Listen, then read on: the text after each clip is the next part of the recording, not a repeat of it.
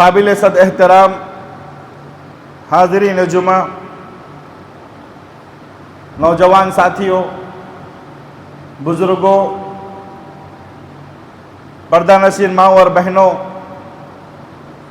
اور امت کے نونہال بچوں، تمام قسم کی تعریف، بڑائی، عظمت و کبریائی اس اللہ وحدہ لا شریک کے لیے ہے جو ہم سب کا خالق ہے، مالک ہے، رازق ہے، مربی و مدبر ہے۔ بعدہ صلاۃ والسلام کا نزول ہو تمام انبیاء پر، خصوصاً اس ذات مقدسہ مطہرہ مبرکہ پر جن کا نام اسم گرامی محمد الرسول اللہ صلی اللہ علیہ وآلہ وسلم ہے۔ محترم بھائیوں، آج کے اس خطبہ جمعہ میں ہم اللہ تبارک و تعالیٰ کی توفیق سے اور اس کے فضل اور مہربانی سے مسجد کے آداب کیا ہیں اس پر گفتگو کریں گے۔ اللہ سے ہم دعا کرتے ہیں کہ اللہ تبارک و تعالیٰ ہم تمام کو ان باتوں کو غور سے سننے، سمجھنے اور اس پر عمل کرنے کی توفیق عطا فرمائے، آمین یا رب۔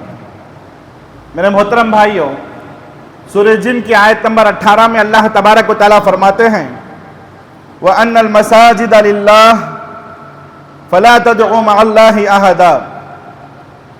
اللہ تبارک و تعالیٰ اس آیت کریمہ میں فرماتے ہیں کہ مسجدیں سب کے سب صرف اللہ رب العالمین کے لیے ہیں، لہٰذا ان مساجد میں اللہ کے ساتھ کسی دوسرے کی عبادت نہ کریں، اللہ کے ساتھ کسی دوسرے کو نہ پکاریں۔ اس آیت میں دو باتیں بتائی گئی ہیں۔ پہلی بات تو یہ ہے کہ روئے زمین پر جتنی بھی مسجدیں ہیں سب کی سب مسجدیں اللہ کی ہیں۔ دوسری بات یہ بتائی گئی ہے کہ مساجد یہ توحید کا مرکز ہیں، مساجد کو توحید کا مرکز بناؤ، یہاں سے اللہ رب العالمین کی وحدانیت کا پیغام عام کرو، اور مساجد کو ہر قسم کی شرکیہ اقوال، شرکیہ افعال، شرکیہ افکار اور شرکیہ مظاہر سے مساجد کو پاک رکھو۔ میرے محترم بھائیوں، مساجد کے سلسلے میں پیارے نبی کریم صلی اللہ علیہ وسلم بھی فرماتے ہیں کہ احب البقاء الی اللہ مساجدہا۔ اللہ تبارک و تعالیٰ کے نزدیک اس روئے زمین پر سب سے پیارا حصہ، سب سے بہترین حصہ اور سب سے محبوب حصہ اگر کوئی ہے تو وہ مسجدیں ہیں۔ اس لیے اللہ سے تعلق کی ایک علامت یہ ہے کہ مسجدوں سے اپنا تعلق مضبوط کرو۔ جس انسان کا مسجد سے قلبی تعلق ہوتا ہے، قلبی رشتہ ہوتا ہے، مسجد کو آتا ہے، مسجد کو جاتا ہے، مسجد میں بیٹھتا ہے، مسجد کی خدمت کرتا ہے، مسجد میں نمازیں ادا کرتا ہے، مسجد سے جس کی زندگی جڑی ہوتی ہے وہ شخص بڑا خوش نصیب شخص ہے، وہ شخص بڑا خوش نصیب شخص ہے۔ پیارے رسول صلی اللہ علیہ وسلم فرماتے ہیں وَرَجُلٌ قَلْبُهُ مُعَلَّقٌ بِالْمَسَاجِدِ۔ پیارے نبی نے فرمایا وہ شخص جس کا دل مسجد سے اٹکا ہوا ہوتا ہے وہ کل قیامت کے دن عرش الہی کے سائے میں ہوگا۔ میرے محترم بھائیوں، تو مسجدیں جب اللہ کا گھر ہیں، مسجدیں شعائر اسلام میں سے ہیں، تو اس سے متعلق بہت سارے آداب ہیں۔ ان آداب کا لحاظ ہمیں رکھنا چاہیے۔ آج معاشرے میں دیکھ رہے ہیں کہ مساجد کی بڑی بے حرمتی کی جا رہی ہے، مساجد کی بڑی بے ادبی ہوتی ہے۔ تو مساجد کے آداب کیا ہیں؟ مساجد کے آداب کیا ہیں؟ بہت سارے آداب ہیں جن کا لحاظ مجھے بھی رکھنا ہے، آپ کو بھی رکھنا ہے، بلکہ ہر مومن اور ہر نمازی کو رکھنا ہے۔ اللہ سے ہم دعا کرتے ہیں کہ اللہ تبارک و تعالی ہم تمام کو مسجد کی حرمت کو سمجھنے اور اس کے آداب کا خیال رکھنے کی توفیق عطا فرمائے۔ میرے محترم بھائیوں، سورہ بقرہ کی آیت نمبر 114 میں اللہ تبارک و تعالیٰ کا فرمان ہے، اللہ تعالیٰ فرماتے ہیں کہ وَمَنْ أَظْلَمُ مِمَّنْ مَنَعَ مَسَاجِدَ اللَّهِ أَنْ يُذْكَرَ فِيهَا اسْمُهُ وَسَعَىٰ فِي خَرَابِهَا۔ اس سے بھی بڑا ظالم کون ہو سکتا ہے؟ یہ اللہ ہم سے خطاب کر رہا ہے۔ اس سے بھی بڑا ظالم کون ہو سکتا ہے؟ مِمَّنْ مَنَعَ مَسَاجِدَ اللَّهِ، جو لوگوں کو مساجد سے روکتا ہے، اللہ کے گھروں سے روکتا ہے۔ أَنْ يُذْكَرَ فِيهَا اسْمُهُ، اللہ کی مسجد میں اللہ کے ذکر سے روکتا ہے۔ اللہ اس سے بھی بڑا ظالم کون ہو سکتا ہے؟ وَسَعَىٰ فِي خَرَابِهَا، اور مسجد کو جو خراب کرنے کی کوشش کرتا ہے مسجد کو جو بگاڑنے کی کوشش کرتا ہے، اس سے بھی بڑا ظالم کون ہو سکتا ہے؟ آگے اللہ نے فرمایا لَهُمْ فِي الدُّنْيَا خِزْيٌ وَلَهُمْ فِي الْآخِرَةِ عَذَابٌ عَلِيمٌ۔ ایسا شخص جو لوگوں کو مسجد سے روکتا ہے یا پھر مسجد کو خراب کرنے کی کوشش کرتا ہے یا مسجد میں اللہ کے ذکر سے لوگوں کو روکتا ہے یا مسجد کے بگاڑ کا سبب بنتا ہے، اللہ تعالیٰ فرماتے ہیں ایسے لوگوں کے لیے دنیا میں بھی ذلت ہے، آخرت میں بھی ذلت ہے، اور اللہ تبارک و تعالیٰ دردناک عذاب ایسے لوگوں کے لیے آخرت میں رکھا ہے۔ اللہ ہم تمام کی حفاظت فرمائے۔ یہاں وَسَعَى فِي خَرَابِهَا کیا معنی ہے اس آیت کے؟ مفسرین اکرام اس آیت میں فرماتے ہیں کہ وَسَعَى فِي خَرَابِهَا تخریب کا ایک معنی یہ ہے کہ مسجدوں کو بگاڑنا، اس کا مطلب ایک یہ بھی ہے کہ مسجدوں کو توڑنا۔ اس لفظ پر ایک سیکنڈ کے لیے ہم لوگ غور کرتے ہیں، توجہ دیتے ہیں۔ آج ہماری کئی مسجدیں ایسی ہیں جن مساجد کو غیر مسلم توڑ رہے ہیں، اس پر بلڈوزر چلا رہے ہیں۔ یقیناً ہمیں بڑی تکلیف ہوتی ہے، بڑی کوفت ہوتی ہے، دل کلیجہ منہ کو آتا ہے، آنکھیں اشکبار ہو جاتی ہیں اور سوچتے ہیں کہ کچھ کریں لیکن کچھ کر نہیں پاتے۔ ہاں اتنا ضرور ہے کہ ہم ایسے ظالموں کے حق میں بددعا کرتے ہیں، اللہ ان ظالموں کو ان کے انجام تک پہنچائے۔ لیکن میرے عزیز ساتھیو، افسوس اس بات کا ہے کہ ہماری کتنی ایسی مسجدیں ہیں جہاں غیر مسلم تو الگ بات ہے، مسلمان توڑ رہے ہیں، جن مساجد کو مسلمان توڑ رہے ہیں صرف اس لیے کہ یہ مسجد اہل حدیث کی ہے، صرف اس لیے کہ یہ مسجد اہل حدیث کی ہے۔ مسجد کو آگ سے جلا دیا جاتا ہے لوگوں نے صرف اس لیے کہ مسجد اہل حدیث کی ہے۔ کتنے ایسی مسجدیں ہیں، کتنے ایسی ہماری مسجدیں ہیں جن مسجدوں پر کیس چل رہے ہیں، جن مسجدوں میں نمازیں پڑھنے سے روک دیا گیا ہے، جن مسجدوں کے اندر مائک میں اذان دینے سے روک دیا گیا ہے۔ کوئی غیر نہیں، اپنے ہی ہیں جو ہماری مساجدوں پر کیس لگائے ہوئے ہیں، اور اللہ کا شکر ہے کئی کیسز کو ہم نے جیتا بھی ہے، اس میں کوئی شک نہیں ہے۔ آج مسلمان مذہب کے نام پر، مسلک کے نام پر کیا کیا کر رہے ہیں، لیکن میرے عزیز ساتھیوں کیا یہ وَسَعَى فِي خَرَابِهَا میں نہیں آتا؟ کیا انہیں اللہ کا ڈر نہیں ہے؟ کیا یہ مسجدوں کے بگاڑنے میں نہیں ہے؟ کیا یہ مسجدوں کو لوگوں کو اللہ کے گھروں سے روکنے کا معنی نہیں رکھتا؟ آج کتنے ایسے مساجدیں ہیں جہاں پر صرف لفظ اہل حدیث ہونے کی وجہ سے مسجدوں کو توڑا جا رہا ہے، آگ لگا دیا جا رہا ہے، مساجد پر کیس لگائے جا رہے ہیں اور لوگوں کو مسجدوں کو آنے سے روکا جا رہا ہے، نعوذ باللہ۔ لیکن ایک بات یہ سچ ہے، اس میں کوئی شک کی گنجائش نہیں ہے، اللہ تبارک و تعالیٰ شاہد ہے، قرآن و حدیث کے ماننے والے اہل حدیث نے کبھی کسی مسجد کو نہیں توڑا ہے، کبھی کسی مسجد کو نہیں توڑا ہے، کسی بھی مسلک کی کیوں نہ ہو، اور کبھی کسی مسجد والوں پر کیس نہیں کیا ہے اہل حدیث والوں نے۔ اللہ انہیں ہدایت عطا فرمائے۔ الغرض میرے عزیز ساتھیوں، یہاں ایک اور بات بتانا چاہوں گا کہ مساجد کو بنانا بڑا کام نہیں ہے، مساجد کو بنانا بڑا کام نہیں ہے، بلکہ مساجد کو آباد کرنا یہ بہت بڑا کام ہے۔ مساجد کو آباد کرنا یہ بہت بڑا کام ہے۔ مساجد بنا تو دیتے ہیں لیکن ہم اسے آباد نہیں کرتے، آباد نہیں کرتے۔ مساجد کو کیسے آباد کرنا ہے؟ مسجدوں کو نمازوں سے آباد کرنا ہے، اللہ کے ذکر سے آباد کرنا ہے، بلکہ خود اللہ کے رسول صلی اللہ علیہ وسلم فرماتے ہیں، صحیح مسلم کی روایت ہے، بڑی مشہور حدیث ہے، پیارے رسول صلی اللہ علیہ وسلم مسجد نبوی میں اپنے صحابہ کے ساتھ بیٹھے ہوئے تھے۔ مسجدوں کو کیسے آباد کرنا ہے اللہ کے نبی کی زبانی سنو۔ پیارے رسول صلی اللہ علیہ وسلم اپنے صحابہ کے ساتھ مسجد نبوی میں بیٹھے ہوئے تھے۔ ایک دیہاتی، ایک بدو، ایک جاہل قسم کا آدمی مسجد میں آتا ہے اور مسجد میں آ کر کے پیشاب کرنے لگ جاتا ہے۔ صحابہ کا خون کھولتا ہے، جوتا لے کر کے مارنے کے لیے آگے بڑھتے ہیں۔ اللہ کے رسول صلی اللہ علیہ وسلم صحابہ سے کہتے ہیں کہ جی ٹھہرو ٹھہرو، مارو نہیں، چھوڑ دو اس بندے کو، پیشاب کرنے دو۔ جب وہ پوری طریقے سے پیشاب سے فارغ ہو گیا، پیارے رسول صلی اللہ علیہ وسلم نے اپنے ساتھیوں صحابہ سے کہا وَأَرِيخُ عَلَى الْبَوْلِ الْمَاءِ وَأَرِيخُ عَلَى الْبَوْلِ عَلَى بَوْلِهِ الْمَاءِ، آپ ایک بالٹی پانی لاؤ جی، لا کر کے اس کے پیشاب پر بہا دو، اس کے پیشاب پر بہا دو۔ صحابہ نے بہا دیا۔ جب وہ شخص جانے لگا، اللہ کے رسول صلی اللہ علیہ وسلم نے اسے بلا کر کے بٹھایا۔ یہ نبی کے الفاظ ہیں، یہ حدیث کے الفاظ ہیں، غور کریں۔ مسجد کو کیسے آباد کرنا ہے، اللہ کے رسول صلی اللہ علیہ وسلم اس شخص کو نصیحت کرتے ہیں، ان هذه المساجد لا تصلح لشيء من البول والبراز۔ اے میرے بھائی، یہ مسجدیں جو ہیں نا، یہ اللہ کا گھر ہیں، یہ اللہ کا گھر ہیں، یہ پیشاب اور پیخانہ کے لیے نہیں بنائے گئے ہیں۔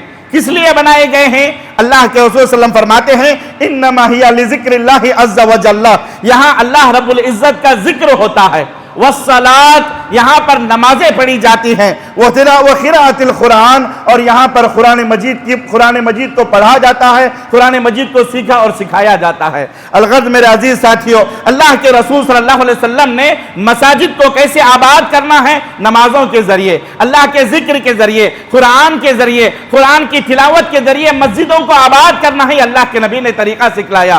آج ہم دیکھتے ہیں مسجدیں لاکھوں میں نہیں بلکہ کروڑوں میں بنائی جا رہی ہیں، کروڑوں روپیہ خرچ کر کے مسجدیں بنائی جا رہی ہیں، بس نماز پڑھتے ہیں نکل جاتے ہیں، نماز پڑھتے ہیں نکل جاتے ہیں، فرض نماز پڑھتے ہیں نکل جاتے ہیں، مؤذن صاحب کھڑے رہتے ہیں گھنٹی مارتے ہوئے کہ چلو بھی نکلو، مسجد بند کرنا ہے، لائٹ بند کرنا ہے۔ بعض مساجد میں تو ابھی مسجد میں لوگ نماز پڑھتے ہی رہتے ہیں، مؤذن صاحب پیچھے سے لائٹیں بند کرنا شروع کر دیتے ہیں، فین بند کرنا شروع کر دیتے ہیں۔ میں آپ سے پوچھنا چاہتا ہوں کیا مسجدیں صرف فرض نماز کے لیے بنی ہیں؟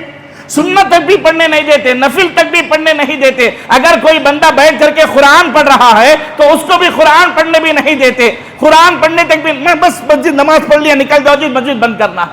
کیا مسجدیں صرف فرض نمازوں کے لیے بنی گئی ہیں؟ میرے عزیز ساتھیو، اللہ کے نبی کی مسجدیں کیسی ہوا کرتی تھی غور کریں، نبی کی مسجدیں کیسی ہوتی تھی؟ دیکھیے، ایک صحابی بیمار تھے جن کا نام سعد تھا، جنگ میں انہیں تیر لگ گئی تھی، جنگ میں انہیں تیر لگ گئی تھی۔ پیارے رسول صلی اللہ علیہ وسلم نے فرمایا اجی اس صحابی کا، سعد رضی اللہ تعالیٰ عنہ کا خیمہ مسجد میں لگاؤ، میں مسجد میں ان کی عیادت کروں گا۔ اللہ کے نبی صحابی رسول کا خیمہ مسجد میں لگا رہے ہیں اور اس بیمار کی عیادت مسجد میں کر رہے ہیں۔ اور ایک غیر مسلم ابو سمامہ، غیر مسلم اپنے قبیلے کا بڑا سردار تھا، غیر مسلم تھا، قیدی بنا کر کے لایا گیا، بڑی لمبی حدیث ہے، قیدی بنا کر کے لایا گیا۔ اللہ کے رسول صلی اللہ علیہ وسلم نے صحابہ سے کہا اجی اس کو مسجد نبوی کے ستون سے باندھو۔ 3 دن تک ابو سمامہ کو مسجد کے ستون سے باندھا گیا۔ اللہ کے رسول صلی اللہ علیہ وسلم کے زمانے میں جتنے بھی وفود آتے تھے، ہماری زبان میں جیسے ڈیلیگیٹس جس کو کہتے ہیں، وفود آتے تھے، ڈیلیگیٹس آتے تھے، اللہ کے رسول صلی اللہ علیہ وسلم ان ڈیلیگیٹس کو، وفود کو مسجد میں بلاتے تھے اور ان سے مسجد میں بات کیا کرتے تھے۔ اللہ کے رسول صلی اللہ علیہ وسلم کے زمانے میں ایک عورت دوڑتے ہوئے اللہ کے نبی کے پاس آتی ہے اور آ کر کے کہتی ہے کہ اللہ کے نبی میں ہلاک ہو گئی، میں برباد ہو گئی، میں تباہ ہو گئی، میرے چھوٹے چھوٹے بچے ہیں، میرے شوہر نے مجھے زہار دے دیا ہے۔ زہار زہر نہیں، زہار دیا ہے۔ زہار کسے کہتے ہیں؟ شوہر نے ان سے کہا کہ تم میرے لیے میری ماں کی طرح ہو۔ ایک شوہر اپنی بیوی کو ماں سے مشابہت دے رہا ہے، اپنی بیوی کو، تو اسے زہار کہتے ہیں عربی زبان میں۔ اللہ کے رسول صلی اللہ علیہ وسلم سے آ کر کے عورت کہتی ہے اے اللہ کے رسول صلی اللہ علیہ وسلم، اے اللہ کے نبی، میں برباد ہو گئی، تباہ ہو گئی، میرے شوہر، میرے چھوٹے چھوٹے بچے ہیں، میرے شوہر نے مجھے زہار دے دیا ہے۔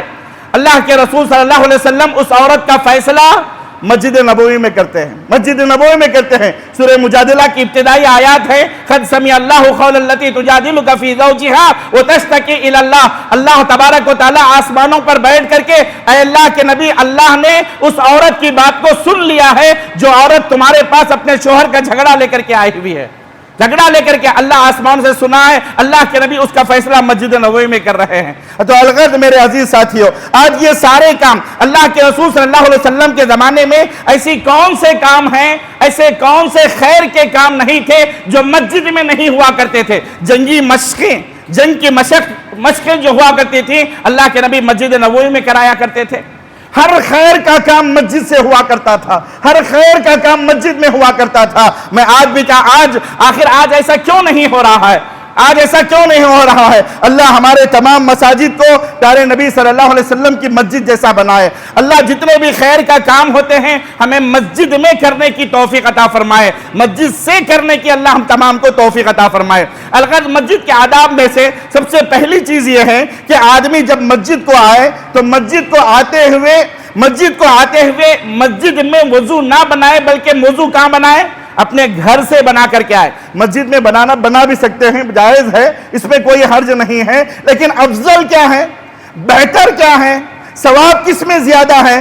آپ مسجد کو آئیں تو اپنا وضو جو ہے نماز کے لیے وہ وضو گھر سے بنا کر کے آئیں، یہ افضل ہے، اولا ہے اور بہتر ہے۔ آپ جب گھر سے مسجد کے لیے نکلیں تو وضو گھر سے بنا کر کے نکلیں۔ وضو گھر سے بنا کر کے نکلنے کی فضیلت زیادہ ہے اور اس کی عادت ہمیں ڈالنی چاہیے، پہلا ادب۔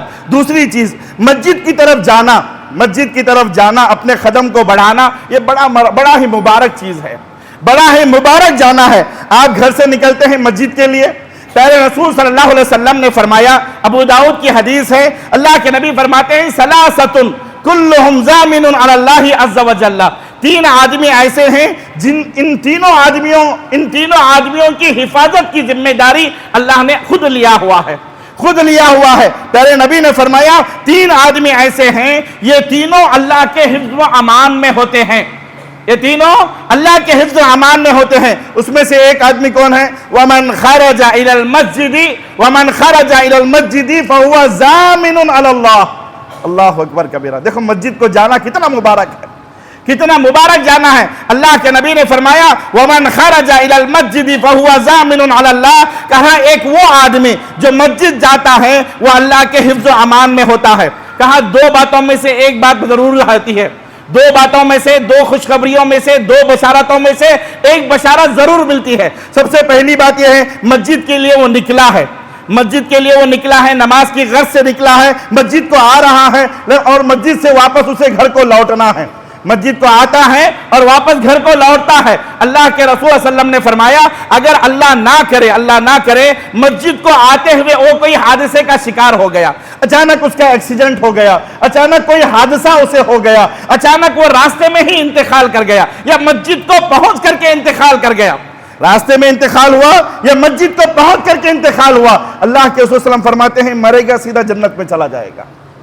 اللہ اکبر۔ مسجد کو جانا کتنی مبارک بات ہے، کتنا مبارک جانا ہے۔ دوسری چیز اللہ کے رسول صلی اللہ علیہ وسلم نے فرمایا کہ اگر وہ مسجد کو آیا، مسجد میں آ کر کے اللہ کی عبادت کیا، نمازیں ادا کیا اور نمازیں ادا کر کے وہ اپنے گھر کو لوٹتا ہے تو وہ عظیم اجر و ثواب کے ساتھ لوٹتا ہے۔ یہ دو بشارتوں میں سے ایک بشارت اسے ضرور ملتی ہے، اگر مر گیا تو سیدھے جنت، اگر عبادت سے فارغ ہو کر کے اپنے گھر کو لوٹا تو بڑے ہی اجر و ثواب کا وہ باعث بنتا ہے۔ اسی طریقے سے میرے عزیز ساتھیوں، جن کے گھر، غور سے سنیں، جن کے گھر مسجد سے قریب ہے یا مسجد سے زیادہ دور نہیں ہے، افضل یہ ہے، بہتر یہ ہے کہ وہ مسجد کو چل کر کے آئیں۔ کیا کریں؟ مسجد کو چل کر کے آئیں۔ سواری پر بھی آ سکتے ہیں، اس میں کوئی حرج نہیں ہے، لیکن چل کر کے آنا یہ زیادہ ثواب کا باعث ہے، چل کر کے آنا، پیدل آنا یہ زیادہ ثواب کا باعث ہے۔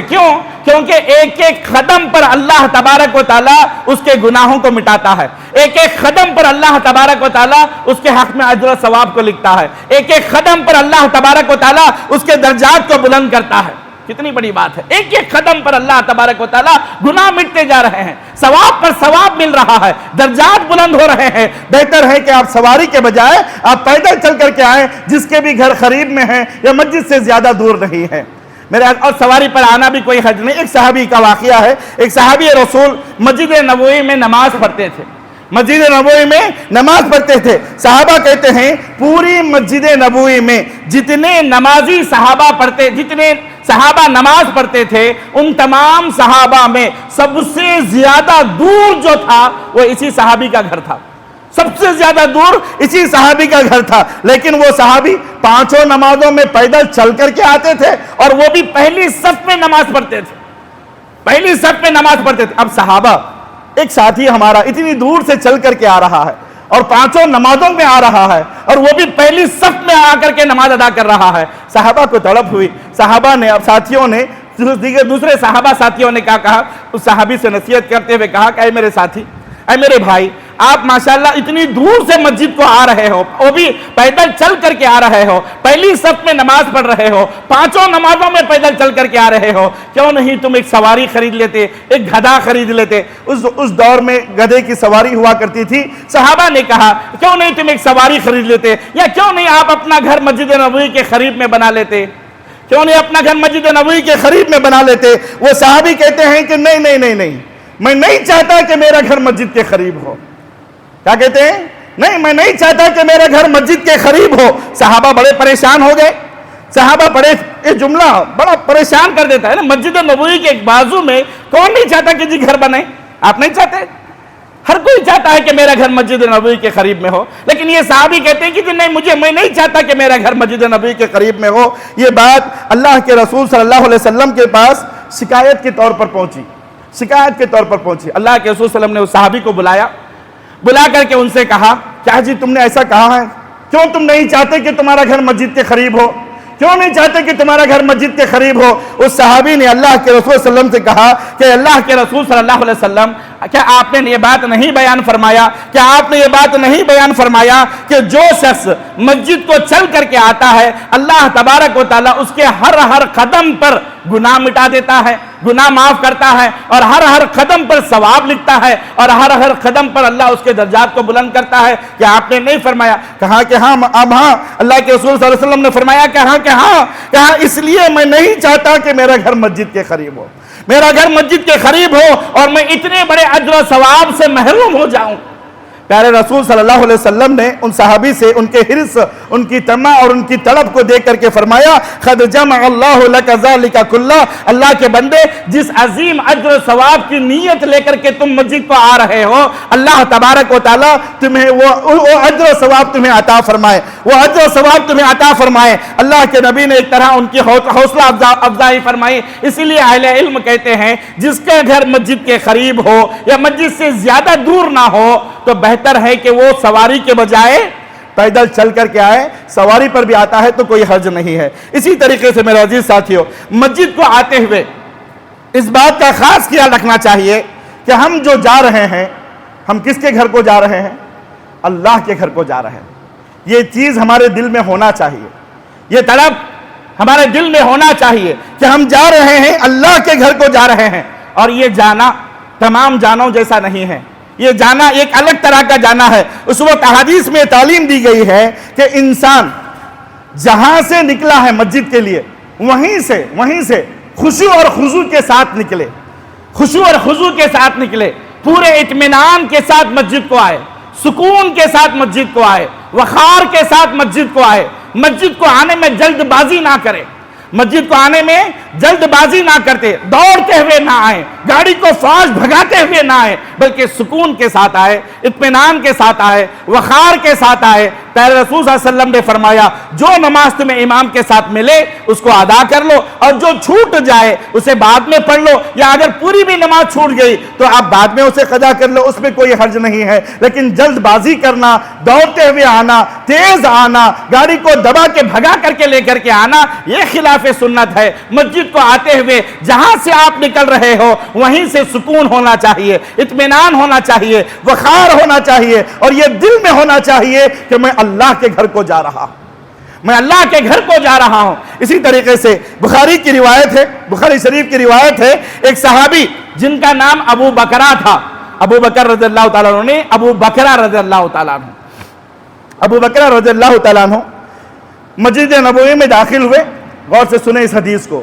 مسجد نبوی میں داخل ہوئے، جیسے ہی مسجد نبوی میں داخل ہوئے دیکھا اللہ کے رسول صلی اللہ علیہ وسلم جو امام تھے، اللہ کے رسول صلی اللہ علیہ وسلم اور صحابہ جو مصلی پیچھے نماز پڑھ رہے تھے سارے کے سارے رکوع میں جا چکے ہیں، سارے کے سارے رکوع میں جا چکے ہیں. حضرت ابو بکر رضی اللہ تعالیٰ عنہ نے رکعت پانے کی چکر میں، ہوتا ہے نا آج اکثر ہمارے پاس بھی، ہم بھی یہ غلطی کرتے ہیں، رکعت پانے کی چکر میں آدمی اتنا فاسٹ وضو بناتا ہے، پتا بھی نہیں کہ اس نے کتنے مرتبہ وضو بنایا، کیا سوکھا ہے کیا کچا ہے کچھ پتا نہیں ہے. رکعت پانے کی چکر میں بیچارہ سیدھا گاڑی بھی اسٹینڈ نہیں لگاتا، بھاگ کر کے آتا ہے گاڑی گر جاتی ہے. بعض اوقات تو ایسا ہوتا ہے گاڑیوں میں شرٹ پھٹ کر کے شرٹ پھٹ جاتا ہے، جلد بازی کرتے ہیں. اللہ کے حضرت ابو بکر رضی اللہ تعالیٰ عنہ بھی رکعت پانے کی چکر میں کیا کیے، مسجد یہاں ہے، وہ گیٹ ہے، وہیں گیٹ میں اللہ اکبر کہہ کر کے رکعت باندھے اور رکوع میں چلے گئے، اور رکوع کی حالت میں دوڑتے ہوئے آ کر کے صف میں داخل ہو گئے. رکوع کی حالت میں ہی دوڑتے ہوئے آ کر کے صف میں داخل ہوئے. اب یہ جو دوڑ کر کے آئے تھے، دیکھو یہ اللہ کے رسول صلی اللہ علیہ وسلم سن لیے کہ کوئی دوڑ کر کے آ رہا ہے. جیسے ہی اللہ کے رسول صلی اللہ علیہ وسلم نماز سے فارغ ہوئے، سلام پھیرا، پیارے رسول صلی اللہ علیہ وسلم نے پوچھا من الساعی، اجی کون ہے جی وہ جو دوڑ کر کے آیا تھا، کون ہے جی وہ جو دوڑ کر کے آیا تھا؟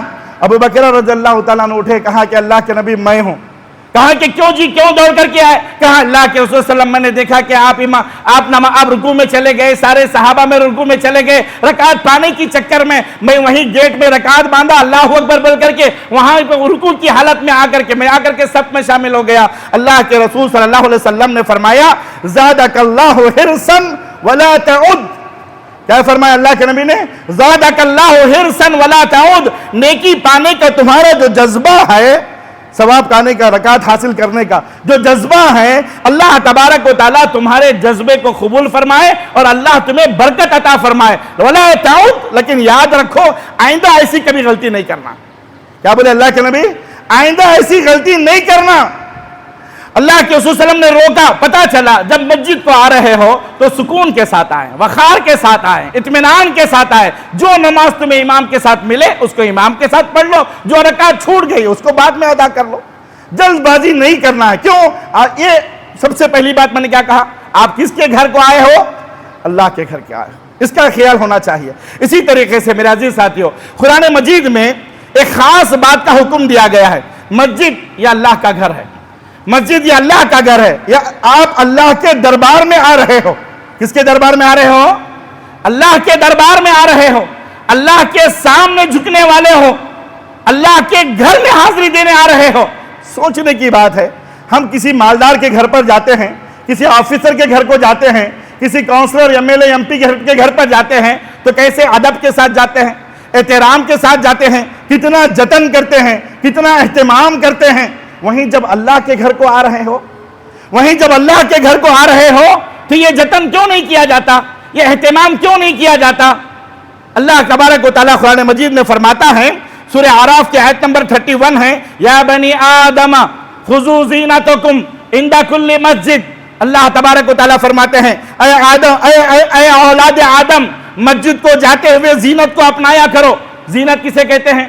اچھا کپڑا پہنو, پاک و صاف لباس پہن کر کے آؤ, خوشبو لگا کر کے آؤ, ادب اور احترام کے ساتھ آؤ. اللہ تعالیٰ قرآن میں کہہ رہا ہے, اس کے گھر کو آنے کا ادب سکھلا رہا ہے. کون سکھلا رہا ہے؟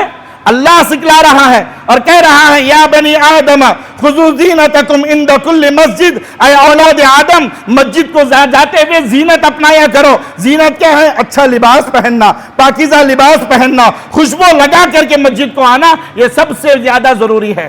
ہم دیکھتے ہیں کچھ ساتھیوں کو مسجد کو آتے ہیں تو ایسا لگتا ہے پتہ نہیں وہ کہاں جا رہے ہیں. جی اللہ کے گھر کو آ رہے ہو, پاک کو صاف. خصوصاً فجر کی نماز میں ہم دیکھتے ہیں, فجر کی نماز میں ہم دیکھتے ہیں لوگ جس کپڑے میں سوئے ہوئے ہوتے ہیں انہی کپڑوں میں مسجد کو آ جاتے ہیں, نئی ڈریس پر آ جاتے ہیں, لنجیوں میں آ جاتے ہیں, جو کپڑے پہنے اسی کپڑے میں آ جاتے ہیں. یہ خلاف سنت ہے. جی غور کرو کہ آپ اللہ کے گھر پر جا رہے ہو اور اللہ خود کہہ رہا ہے میرے گھر کو آنا ہو پاک لباس پہن کر کے آنا, پاکیزہ لباس پہن کر کے آنا, خوشبو لگا کر کے آنا, زیب تن ہو کر کے آنا. اللہ کا حکم ہے, اللہ تبارک و تعالیٰ کا حکم ہے. اس میں اور ایک بات یہاں پر بتانا چاہوں گا, پیارے رسول صلی اللہ علیہ وسلم کی ایک عادت تھی.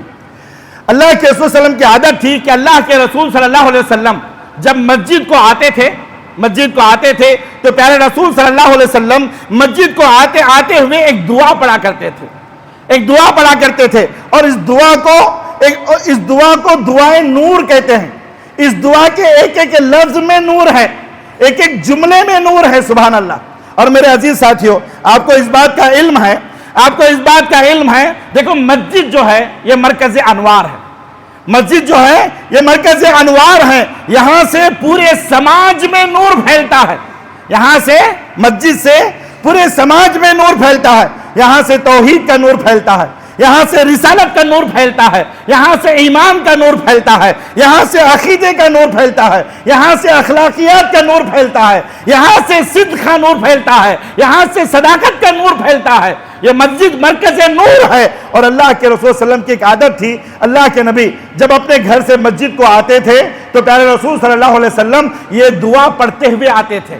یہ دعا ہم سب کو یاد ہونا چاہیے, بڑی پیاری دعا ہے, مختصر سی دعا ہے. اللہ کے رسول صلی اللہ علیہ وسلم دعا پڑھتے, اللہم اجعل فی قلبی نورا, اللہم اجعل فی قلبی نورا اللہم اجعل فی لسانی نورا وفی سمعی نورا وفی بصری نورا وعن شمالی نورا وعن امامی نورا وعن خلفی نورا وفوقی نورا وتحتی نورا واجعل لی نورا۔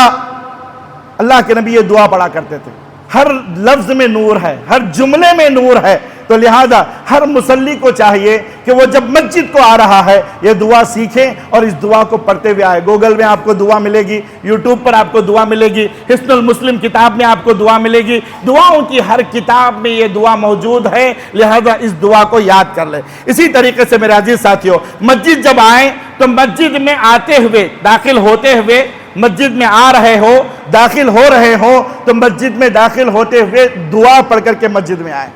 مسجد میں داخل ہونے کی دعا کیا ہے جی؟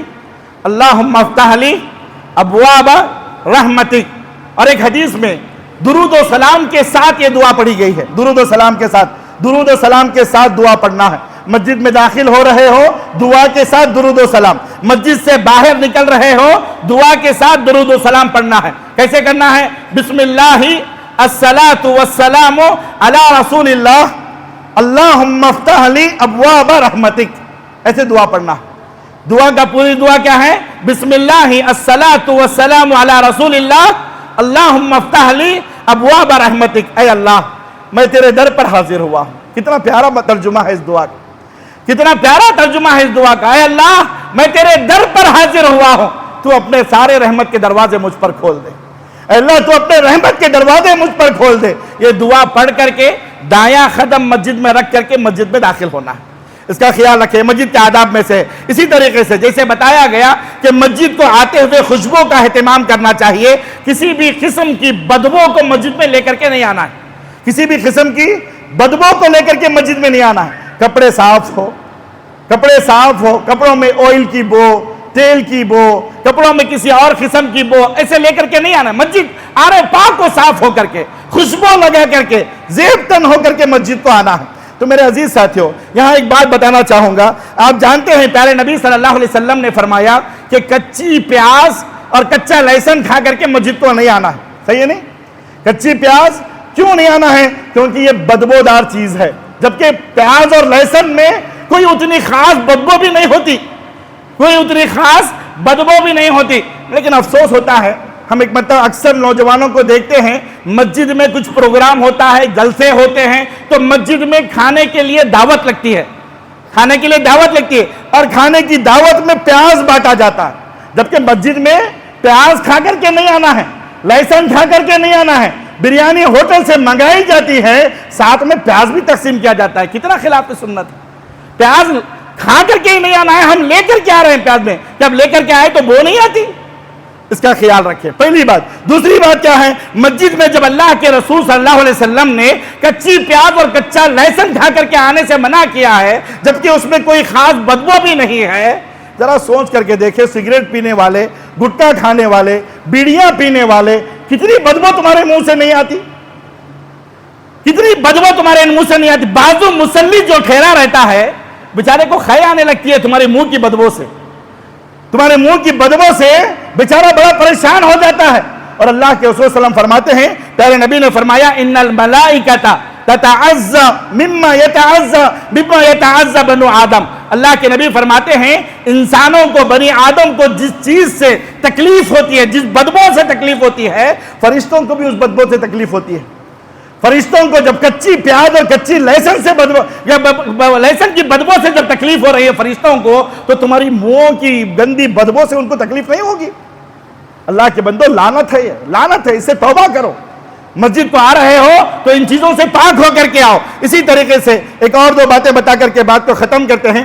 آداب مسجد میں سے ایک بہت بڑا ادب یہ ہے، ایک بہت بڑا ادب یہ ہے اور بہت بڑی سنت یہ ہے، جو سنت ہم سے چھوٹی جا رہی ہے، ہم سے، جبکہ ہم ہر سنت پر عمل کرنے کی کوشش کرتے ہیں، لیکن خاص طور پر یہ سنت ہم سے چھوٹ رہی ہے۔ اور وہ سنت کیا ہے؟ تحیۃ المسجد۔ تحیۃ المسجد، 2 رکعت تحیۃ المسجد کے ادا کر کے مسجد میں بیٹھنا ہے۔ یہ سنت ہم سے آج چھوٹ رہی ہے۔ ہم 10 مرتبہ مسجد میں آتے ہیں، میٹنگ ہے مسجد میں آتے ہیں، کچھ معاملات کو لے کر کے مسجد میں آتے ہیں، مسجد کے اندر کسی چیز، مسجد کی صفائی کے لیے مسجد میں آتے ہیں، کئی چیزوں کو لے کر کے مسجد میں آتے ہیں، لیکن مسجد کو آنے کے بعد جو مسجد کا سب سے پہلا ادب ہے، وضو بنا کر کے 2 رکعت نماز پڑھ کر کے اس کے بعد بیٹھنا ہے، جس کو تحیۃ المسجد کہتے ہیں، یہ سنت ہم سے چھوٹ رہی ہے۔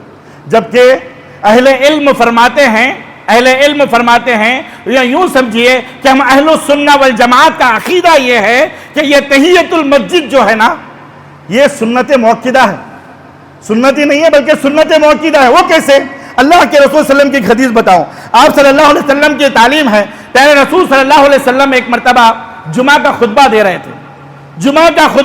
تھے، ایک صحابی جن کا نام سلیک الغطفانی ہے رضی اللہ تعالیٰ عنہ، وہ مسجد میں داخل ہوتے ہیں، خطبہ چل رہا ہے، خطبہ چلتا ہوا دیکھ کر کے اہتمام وہ بیٹھ گئے، بیچار خطبہ چل رہا ہے نا، بیٹھ گئے۔ اللہ کے رسول صلی اللہ علیہ وسلم نے، نبی کریم صلی اللہ علیہ وسلم کی نظر ان پر پڑی کہ وہ تحیۃ المسجد 2 رکعت پڑھے بغیر بیٹھ چکے ہیں۔ بیٹھے ہوئے صحابی کو اللہ کے نبی نے اٹھایا، کہا کہ جی تم اٹھو۔ کیا کہا اللہ کے نبی نے؟ جی تم اٹھو۔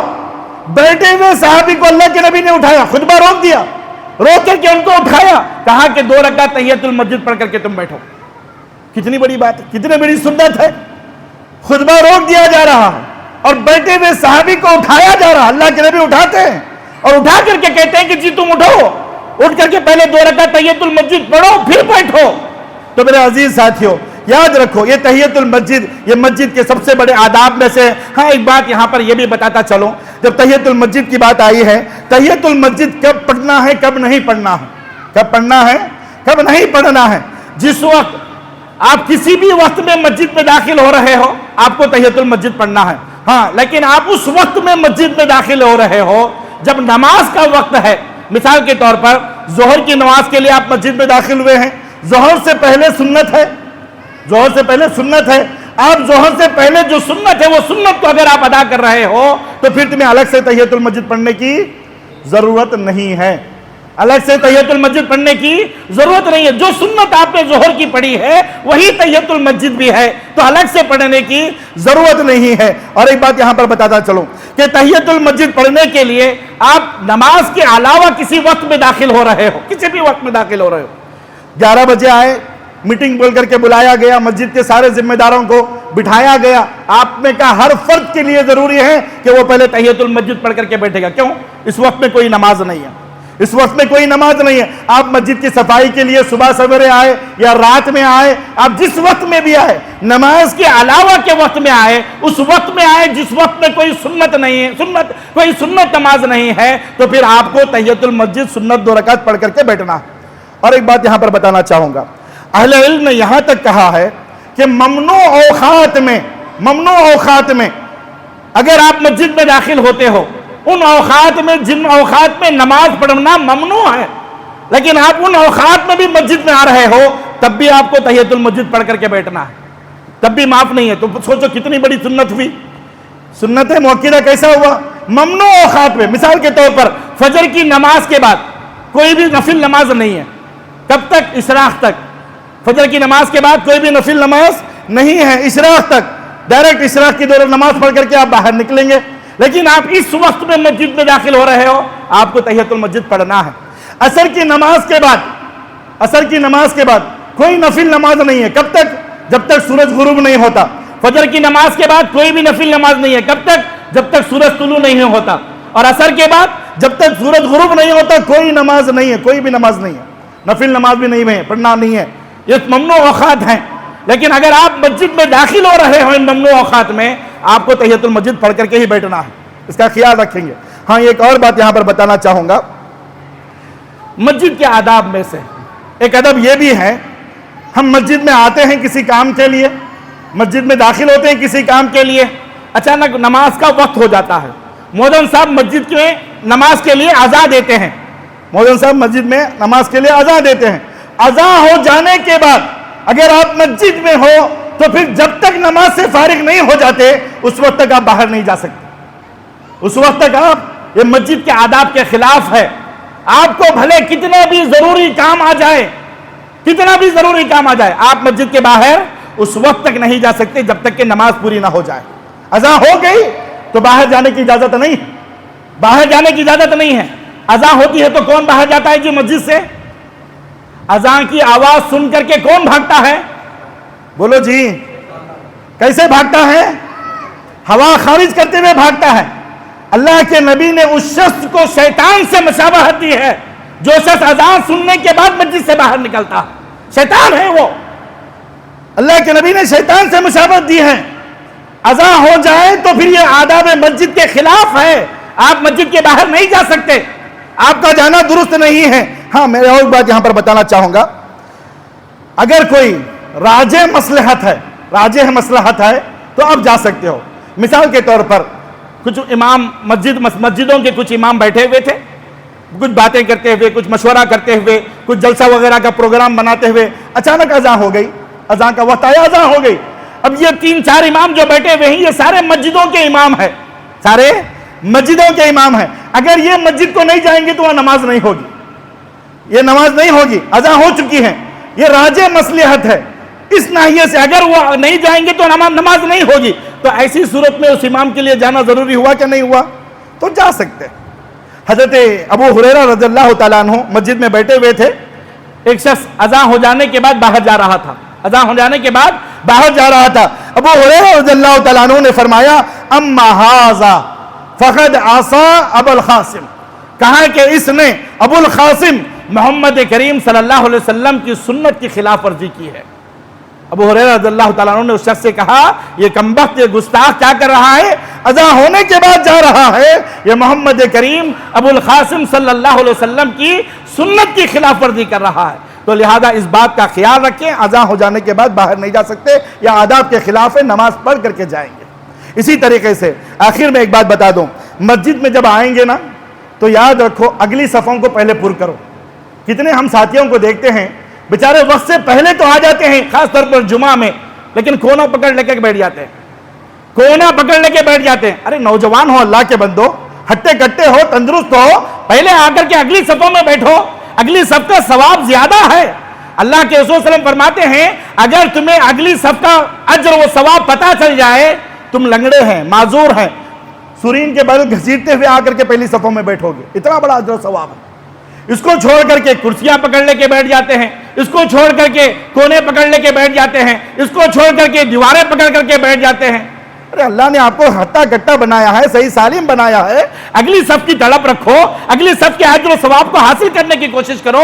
اللہ کے نبی فرماتے ہیں جو جتنا امام کے قریب بیٹھے گا اتنا زیادہ اجر و ثواب پائے گا، جو جتنا امام سے دور رہے گا اتنا ہی ثواب سے دور رہے گا۔ اب آپ کی مرضی، ثواب پانا چاہتے ہو امام کے قریب آؤ، ثواب نہیں پانا چاہتے ہیں تمہاری مرضی، ہم کچھ نہیں کہہ سکتے۔ اور ایک بات یہاں پر بتانا چاہوں گا، صف کو جب صف میں بیٹھو تو اگلی صفوں میں بیٹھو، اور خاص طور پر امام کے داہنے جانب بیٹھنے کی کوشش کرو، اس کا ثواب زیادہ ہے۔ امام کے داہنے جانب بیٹھنے کی کوشش کرو، اس کا ثواب زیادہ ہے۔ اور اس کے بعد اللہ کے رسول صلی اللہ علیہ وسلم نے فرمایا صف ایسے بناؤ جیسے فرشتے بناتے ہیں، جیسے اللہ کے سامنے کھڑے ہو کر کے فرشتے سب بناتے ہیں، ایسے سب بناؤ۔ فرشتے کیسے بناتے ہیں؟ الصف الاول فالاول، پہلی صفوں کو پہلے پر کریں گے، پھر دوسری صف کو پر کریں گے، پھر تیسری صف کو پر کریں گے، ایسے بیٹھتے ہوئے آئیں گے۔ تو یہ بیٹھنا یہ مسجد کے آداب میں سے ہے، اس کا خیال رکھنا چاہیے۔ اور ایک بات یہاں پر بتاؤں، مسجد چونکہ یہ اللہ تبارک و تعالیٰ کا گھر ہے، یہاں دنیاوی کام، دنیاوی باتیں، دنیاوی امور کرنا بالکل منع ہے۔ یہ اللہ کا گھر ہے۔ میں نے شروع میں بتایا مسجد کس کے لیے بنائی گئی ہے؟ اللہ کے ذکر کے لیے۔ کس لیے بنائی گئی ہے؟ نمازیں پڑھنے کے لیے۔ کس لیے بنائی گئی ہے؟ قرآن کی تلاوت کے لیے۔ دنیا کی باتوں کے لیے مسجد نہیں بنائی گئی ہے۔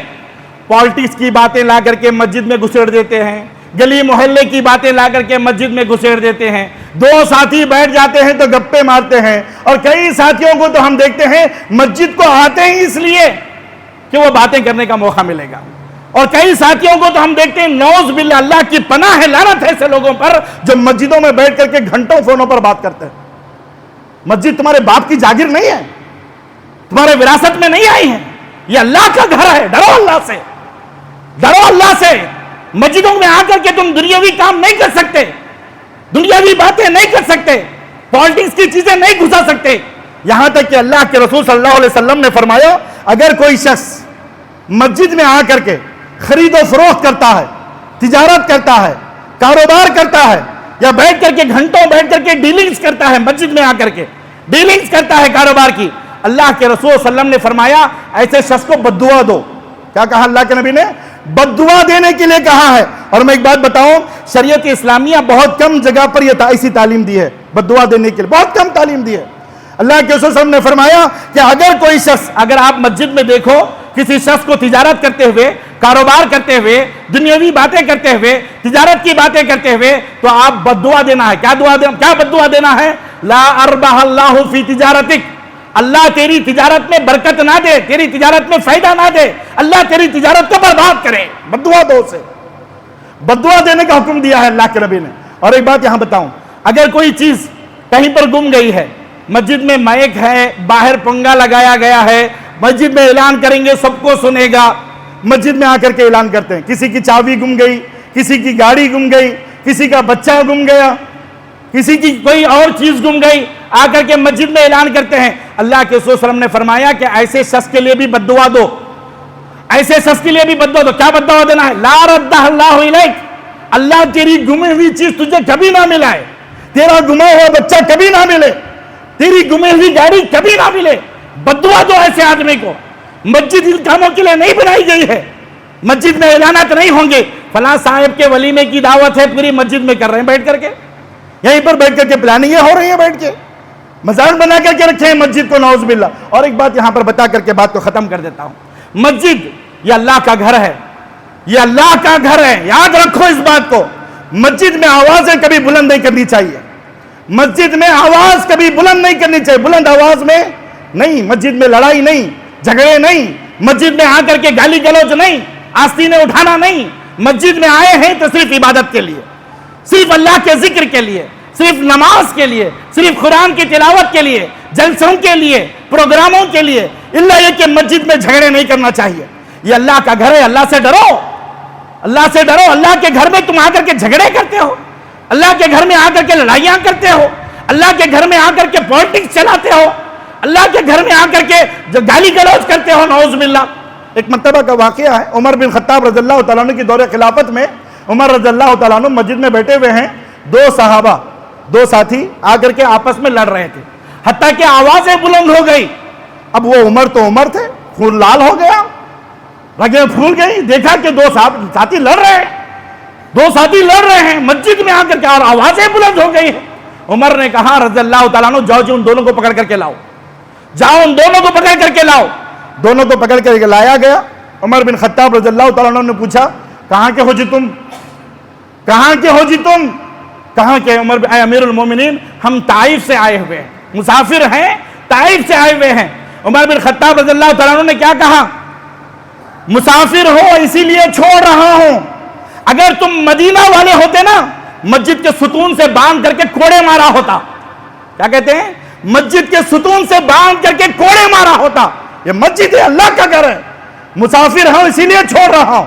مسجد میں آواز بلند نہیں ہونی چاہیے. مسجد میں کسی کو، اور ایک بات بتا دوں کہ ہماری لائف سٹائل ہی ایسی ہونا چاہیے جی. لڑائی جھگڑے گالی گلوچ یہ مومن کے لیے زیبا نہیں دیتا. مومن نرم مزاج کا ہوتا ہے، مومن نرم طبیعت کا ہوتا ہے، مومن حسن اخلاق کا پیکر ہوتا ہے، مومن اچھے اخلاق گفتگو کا پیکر ہوتا ہے. ایک مومن کے منہ سے مومن کے منہ سے گالی گلوچ، ایک مومن کے منہ سے آواز بلند کر کے لڑائی جھگڑا یہ شیوا نہیں دیتا. اللہ تعالیٰ قرآن مجید میں فرماتا ہے مومن ہمیشہ نرم طبیعت کا ہوتا ہے. اور اللہ تبارک و تعالیٰ نے یہاں تک فرمایا ان انکر الاصوات لصوت الحمیر، یہ جو چیختے ہو، چلاتے ہو، لڑائی جھگڑا کرتے ہو، گالی گلوچ کرتے ہو، تمہاری آوازیں گدھے سے بھی بدتر ہے. اور اللہ تعالیٰ فرماتا ہے سب سے بری آواز کس کی ہے؟ گدھے کی ہے. اور گدھا جب بات منہ کھولتا ہے تو وہ آہستہ نہیں بولتا، زور سے چیختا ہے. دیکھیں آپ گدھے کو، زور سے چیختا ہے. اور اللہ نے ایسے لوگوں کو گدھوں سے مشابہت دی ہے. جب کبھی لڑائی جھگڑے کرنے کے لیے دل بولے تو سوچ لینا کہ اللہ نے مجھے گدھے سے مشابہت دیا، نعوذ باللہ. تو الغرض میرے عزیز ساتھیوں، ایسے تو آداب بہت ہیں لیکن وقت اجازت نہیں دیتا. جتنے بھی آداب ہم نے سنے ہیں، اللہ سے میں دعا کرتا ہوں کہ پہلے اللہ مجھے عمل کرنے کی توفیق دے، پہلے اللہ مجھے عمل کی توفیق دے، پھر اللہ ہم سب کو ان آداب کو سامنے رکھ کر کے اس پر زندگی گزارنے کی توفیق عطا فرمائے. اللہ کا گھر مسجدیں، ہر مسجد، کوئی بھی مسجد کیوں نہ ہو، کسی کی بھی مسجد کیوں نہ ہو، اللہ کا گھر ہے، اس مسجد کا احترام کرنے کی اللہ ہمیں توفیق عطا فرمائے، اس مسجد کا ادب کرنے کی اللہ ہمیں توفیق عطا فرمائے۔ اللہ تبارک و تعالی ہمیں مسجدوں کو آباد کرنے والا بنائے، اللہ ہمیں مسجدوں کو آباد کرنے والا بنائے۔ اللہ اگر ہمیں موت بھی عطا فرمائے، نماز کی حالت میں موت عطا فرمائے، رکوع کی حالت میں موت عطا فرمائے، سجدے کی حالت میں موت عطا فرمائے، مسجد کو آتے ہوئے اللہ موت عطا فرمائے، اور اللہ ہم تمام کا بھی مقام جنت الفردوس میں اعلیٰ مقام عطا فرمائے، آمین۔ اقول قولی ھذا واستغفر اللہ لی ولکم ولسائر المسلمین من کل ذنب فاستغفروا وتوبوا الیہ انہ هو الغفور الرحیم۔